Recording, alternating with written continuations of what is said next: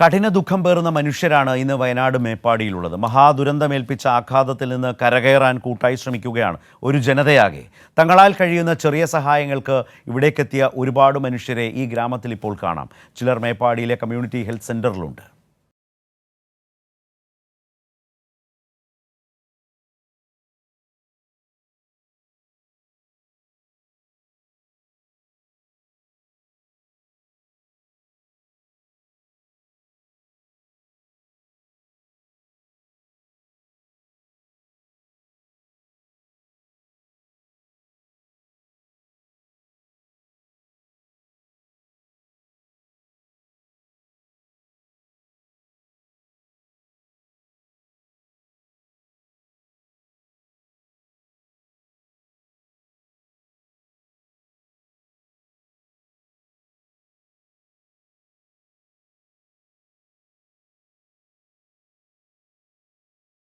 കഠിന വേദനയിൽ അവർ പറയുന്നു. നമ്മൾ ദുരന്തം നടന്ന് ഞാൻ ചൂരൽമലയാണ് താമസിക്കുന്നത്. അപ്പോൾ ദുരന്തം നടന്ന അന്ന് തന്നെ ആ സമയത്ത് തന്നെ ആളുകൾ നമ്മളെ വിളിച്ചുകൊണ്ടിരിക്കുന്നുണ്ട്, എങ്ങനെയെങ്കിലും രക്ഷപ്പെടുത്തണം, ഞങ്ങളിവിടെ പെട്ടിട്ടുണ്ട് എന്നുള്ളത്. അപ്പോൾ നമ്മൾ പുറത്തുള്ള ആളുകളെല്ലാവരെയും വിളിച്ചു, നമുക്ക് ബന്ധപ്പെടേണ്ട ആളുകൾ ഒരുവിധ ആളുകളൊക്കെ അറിയിച്ചു.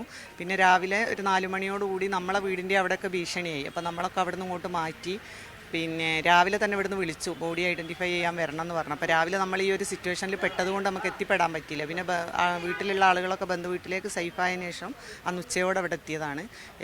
ഇന്നലെ ഇപ്പോൾ ബോഡി വന്നിട്ടില്ല. മെനിയാന്ന് വരെ വന്ന ബോഡികളൊക്കെ ഐഡൻറ്റിഫൈ ചെയ്ത് കൊടുത്തു. മുണ്ടക്കൈയിലെ ഷൈജ മെമ്പറും നമ്മളും കൂടാണ് ചെയ്ത് കൊടുത്തത്. അതിപ്പോൾ മെനിയാന്ന് വന്ന ബോഡിയൊക്കെ ശരിക്കും നമുക്ക് ആ ഫസ്റ്റത്തെ ദിവസം നമുക്ക് മുഖം കണ്ടിട്ട് ആളുകളെ തിരിച്ചറിയാൻ പറ്റിയിട്ടുള്ളൂ. പിന്നെയുള്ള ദിവസങ്ങളൊക്കെ നമ്മൾ കാല്, കൈ, പുരികം, നെറ്റി, മുടി അങ്ങനെ വെച്ച് കണ്ടിട്ടാണ് നമ്മളൊരു 90% ഉറപ്പിച്ചിട്ട് നമ്മൾ ബന്ധുക്കളെ വിളിച്ചിട്ട് അങ്ങനെയാണ് ബോഡി കൺഫേം ചെയ്തത്. ഇത് മീനങ്ങാടി വരദൂർ സ്വദേശിയായ കോയാക്ക ദുരന്ത ഭൂമിയിലേക്ക് എന്തെങ്കിലും ചെയ്യാനെത്തിയതാണ്. ഇപ്പോൾ മീനങ്ങാടി CHCയിൽ മാസ്കും സാനിറ്റൈസറും നൽകുന്നു.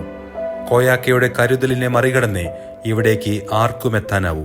ഞങ്ങൾ 9 ആൾക്കാരുണ്ട്. ഈ 9 ആൾക്കാർ ഏത് ടൈമിലും എപ്പോൾ വിളിച്ചു കഴിഞ്ഞിട്ടുണ്ടെങ്കിലും എന്ത് കാര്യത്തിനാണ് അങ്ങനെ അത്യാവശ്യം എന്ത് കാര്യം എന്ന് പറഞ്ഞാൽ അത്യാവശ്യ ഘട്ടം വന്നു കഴിഞ്ഞിട്ടുണ്ടെങ്കിൽ ഇതേപോലെ വല്ല മഴ പെയ്യുമ്പോൾ മരം വീഴുക, അല്ലെങ്കിൽ വീടിൻ്റെ മുകളിൽ എന്തെങ്കിലും പ്രശ്നങ്ങൾ വരിക, സഹായിക്കാൻ ആൾക്കാരില്ലാത്തവർക്ക് അങ്ങനെയുള്ളവർക്ക് പോയിട്ട് ഓരോ സഹായങ്ങൾ ഇങ്ങനെ ചെയ്യുക, ഇത് തന്നെയാണ്. അസീസ് കൊടുങ്ങല്ലൂരിൽ നിന്ന് ദുരന്ത ദിവസം വണ്ടി കയറിയതാണ്. ഉറക്കം പോലുമില്ലാതെ മൃതദേഹങ്ങൾ തിരിച്ചറിയാൻ ബന്ധുക്കളെയും അധികൃതരെയും സഹായിക്കുന്നു.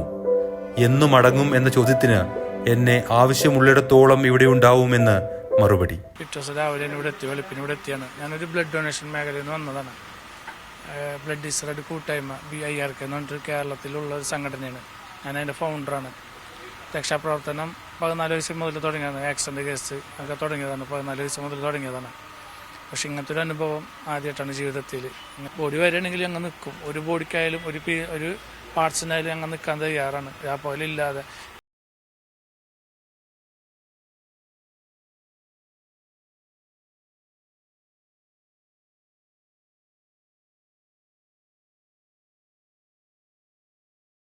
ന്യൂസ് വയനാട്.